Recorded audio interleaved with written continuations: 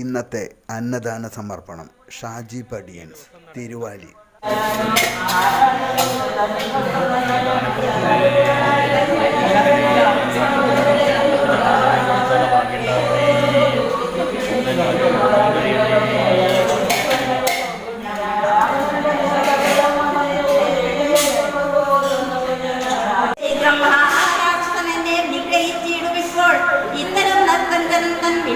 ായി വരാചിത്തമോഹവും വേണ്ട സത്യമെന്നറിഞ്ഞാലും രാക്ഷസനുടെ മായാഭാഷിതത്തിന് നൂനം കാൽക്ഷണം പൊറുക്കെന്നു ഞാൻ പല കുരു ചെന്നേൻ എന്നത് കേട്ടു ദേവി പിന്നെയും ഉര ചെയ്താൾ എന്നോട്. നമ്മള് മലപ്പുറം ജില്ലയിലെ മഞ്ചേരി ആമയൂർ റോഡിലെ കരിങ്കാളികാവ് ക്ഷേത്രത്തിലെ ഉള്ളിലാണ് ഇപ്പം നമ്മളുള്ളത്. ഇവിടെ അന്നദാനം നടക്കുന്നുണ്ട്. അത് മാത്രമല്ല ഇവിടെ നാരായണീയ പാരായണം വളരെയധികം ശക്തമായി തന്നെ ഒരുപാട് ആളുകൾ വളരെ എന്താ പറയുക സ്നേഹത്തോടു കൂടി രാവിലെ മുതൽ വൈകുന്നേരം വരെ 6 മണി മുതൽ 6 മണി വരെ ഉച്ചത്തിൽ നാമം ജപിച്ച് ഭക്തി സാന്ദ്രമാക്കുന്നുണ്ട്. അതുമാത്രമല്ല ഇവിടെ അന്നദാനം എന്നുള്ളത് വലിയൊരു പ്രത്യേകതയാണ്. കാരണം ഇതിൽ ഒരുപാട് സ്ഥലങ്ങളിൽ നിന്ന് സ്വരൂപിച്ചു വരുന്ന നമ്മുടെ ഇതിൻ്റെ ഡോക്യുമെൻ്ററിയിൽ ഉണ്ടായിരുന്നു ഇതിൻ്റെ മുമ്പ് നന്മ നിറഞ്ഞവൻ സുധീഷ് മേനോൻ എന്ന് പറഞ്ഞിട്ട് ആ വ്യക്തി ചെയ്യുന്ന ഒരുപാട് നന്മ നിറഞ്ഞ കാരുണ്യ പ്രവർത്തനങ്ങൾ അദ്ദേഹം ഒരുപാട് സ്ഥലത്ത് നിന്ന് സ്വരൂപിക്കുന്നുണ്ട്. അത് മാത്രമല്ല എല്ലാവരും ഇതിന് പിന്തുണ നൽകുന്നുണ്ട് എന്നുള്ളത് മറ്റൊരു സത്യം. കഴിഞ്ഞ പ്രാവശ്യം ഈ രാമായണ പാരായണം ചെയ്തിരുന്നത് ബാപ്പുട്ടിയാജി കരുവാരക്കുണ്ടിൽ അദ്ദേഹം സഹായിച്ചിട്ടായിരുന്നു. അതുപോലെ തന്നെ ഇന്ന് നടക്കുന്ന ഈ ഞായറാഴ്ച നടക്കുന്ന ഈ പ്രോഗ്രാം ഈ രാമായണ പാരായണം നടക്കുന്നത് ഷാജി പടിയൻസ് തിരുവാലിയാണ്. അവരോടും ഒത്തിരി സന്തോഷം, സ്നേഹം, ഇഷ്ടം ഒക്കെ നമ്മൾ പറയുന്നു. കാരണം മനുഷ്യനെ തിരിച്ചറിയുന്നിടത്താണ് മനുഷ്യൻ ഒന്നാണ്. അത് തന്നെയാണ് അതിൽ ഏറ്റവും വലിയ സത്യം. അത് തന്നെയാണ് നമ്മൾ ഈ പ്രോഗ്രാമായിട്ട് മുന്നോട്ട് പോകുന്നത്. നാരായണീയ പാരായണത്തിന് ആചാര്യായിട്ട് വരുന്നത് കടന്നമണ്ണ കോവിലകത്തെ തമ്പുരാട്ടി സാവിത്രി തമ്പുരാട്ടി.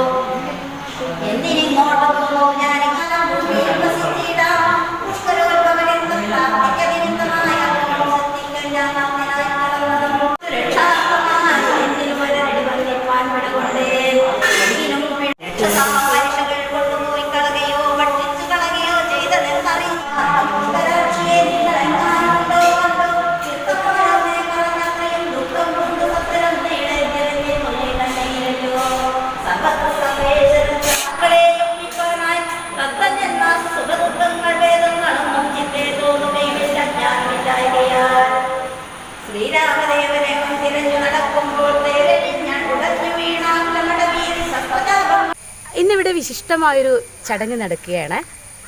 സമ്പൂർണ്ണ രാമായണ പാരായണം. രാവിലെ 6 മണി മുതൽ വൈകുന്നേരം 6 മണിയോടുകൂടി രാമായണം മുഴുവനും വായിച്ചു തീർക്കുന്ന ഒരു മഹായജ്ഞമാണ് ഇന്നിവിടെ നടക്കുന്നത്. അതിന് നേതൃത്വം നൽകുന്ന കുറച്ച് അമ്മമാരാണ് എൻ്റെ കൂടെ ഇപ്പോൾ നിൽക്കുന്നത്. പറയൂ, എന്താണ് നിങ്ങൾ ഇങ്ങനെയൊരു യജ്ഞത്തിന് ഇന്ന് ഇവിടെ തുടക്കം കുറിക്കാൻ കാരണം എന്താണ്? ഇത് മുന്നോട്ട് ഇനിയും എല്ലാ വർഷവും മുന്നോട്ട് കൊണ്ടുപോകണം എന്നുള്ളൊരു മനസ്സിൽ വിചാരം കൊണ്ട് ഇന്ന് തുടക്കം കൊടുത്തത്. അപ്പോൾ ഇത് കഴിഞ്ഞ വർഷം ഞങ്ങൾ വിചാരിച്ചു, പക്ഷെ കഴിഞ്ഞ വർഷം ഞങ്ങൾക്ക് ചെയ്യാൻ കഴിഞ്ഞില്ല. കുറച്ച് മുടക്കങ്ങൾ വന്നു. ലാസ്റ്റ് വെച്ചാൽ ഞങ്ങളിത് തീരും. ഈ വർഷം എന്ത് വന്നാലും ഞങ്ങൾക്കത് ചെയ്യണം. ഇത് തുടർന്ന് മുന്നോട്ട് കൊണ്ടുപോകണം. എല്ലാ വർഷവും ഇത് തുടരണം എന്നുള്ളൊരാഗ്രഹത്തോടെയാണ്. നമ്മുടെ ഈ കൂട്ടത്തിലെ കുറച്ച് പേരുകൂടി വന്ന് ചേർന്നിട്ടുണ്ട്. ഇന്ന് ഈ യജ്ഞത്തിൽ പങ്കെടുക്കുന്ന മുത്തശ്ശി ടീച്ചർ, നമ്മുടെ രാധ ടീച്ചർ ഇവിടെയുണ്ട്. ടീച്ചറോട് ചോദിക്കാം, ടീച്ചർ എന്താണ് ഈ ഒരു ഇതിൽ ടീച്ചറുടെ ഭാഗമാകാനുള്ള കാരണം എന്താണ്? രാമായണം നമ്മുടെ സംസ്കൃതിയാണ്. ഭാരതം എന്ന് പറഞ്ഞാൽ തന്നെ വേദ ഇതിഹാസാദികളിലൂടെ വളർന്ന സംസ്കാരത്തിൻ്റെ വിളനില. അപ്പം നമ്മളുടെ സംസ്കാരം എവിടെ കാണുന്നോ അവിടെ ഈശ്വര വിശ്വാസികൾ വരണം. എങ്കിലേ യാതൊരു സംശയമില്ല ഇന്നത്തെ ഈ കലികാലത്തെ ക്രൂരതകൾക്ക് ശാന്തി വരൂ, സമാധാനം വരൂ.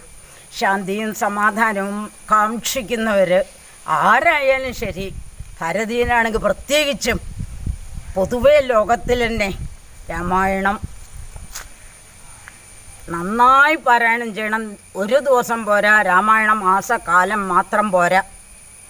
പഴയ കാലത്ത് നമ്മുടെ പൂർവികർ നിരന്തരം എഴുത്തുമായൊന്നും ഇല്ലാത്ത പൂർവികർ പോലും നിരന്തരം ജപിച്ചിരുന്നതാ ശീലുകൾ, രാമായണ ശീലുകൾ നിർത്താതെ കാണാപാഠം ചൊല്ലിയിരുന്നവരാണ് നമ്മുടെ അമ്മമ്മമാരും അവരുടെ അമ്മമ്മമാരും. എന്നിരിക്കെ ഇന്നത്തെ മക്കൾക്ക് രാമായണം ഒരു അലർജി പോലെയാണ് കാണുന്നത്. കാണുമ്പോൾ എന്നെപ്പോലുള്ള മുത്തശ്ശിമാർക്ക് സങ്കടമാണ്. അതുകൊണ്ട് ഇത്രയും അമ്മമാരെങ്കിലും ഇവിടെ എത്തിയതിൽ എനിക്ക് വല്ലാത്ത സന്തോഷമുണ്ട്. അത് ഞങ്ങളുടെ ഒക്കെ അമ്മയുടെ കൃപ കൊണ്ടാണ്, ദേവീ കൃപയാണ്. എപ്പോഴും അമ്മയുടെ കൃപ നമുക്ക് പ്രതീക്ഷിക്കാം. അമ്മേ നമസ്കാരം.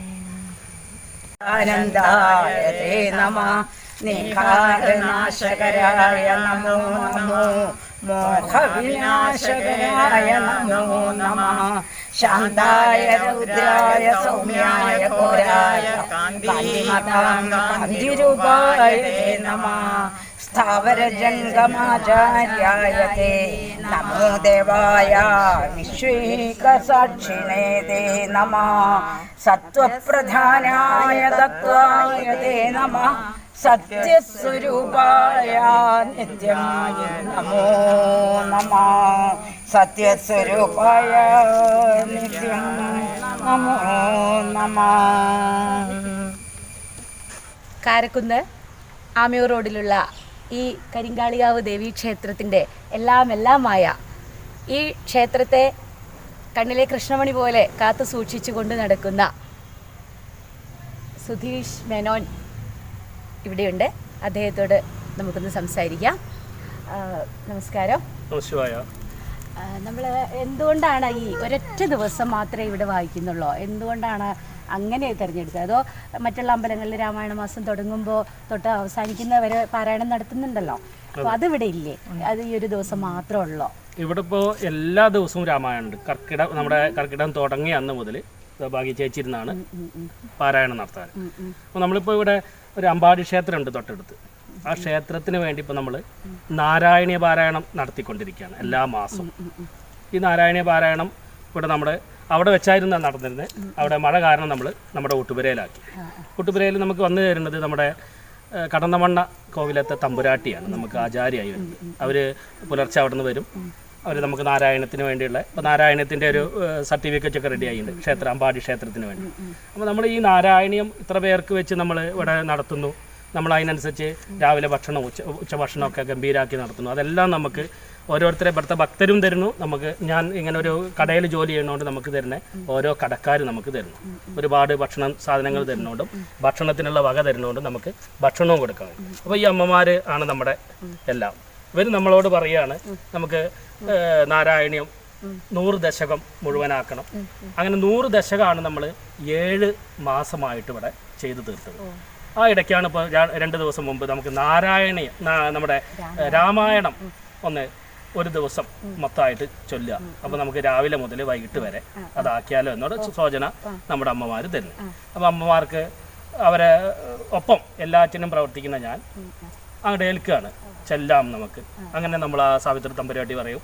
ഇന്നിപ്പോൾ കാലത്ത് രാവിലെ 5:45 ആയപ്പോഴേക്കും ആ അമ്മ അവിടെ നിന്നൊരു ചേച്ചീനെയും കൂട്ടി വന്നു നമ്മുടെ ഇവിടെ. അവരിത് രാവിലെ ഇതെല്ലാം തുടങ്ങി വെച്ച് ഒരു 8:30 അവർ പോകുന്നു. പിന്നെ എല്ലാം അപ്പം നമുക്ക് അമ്മമാർ വന്ന് ചെല്ലുന്നു.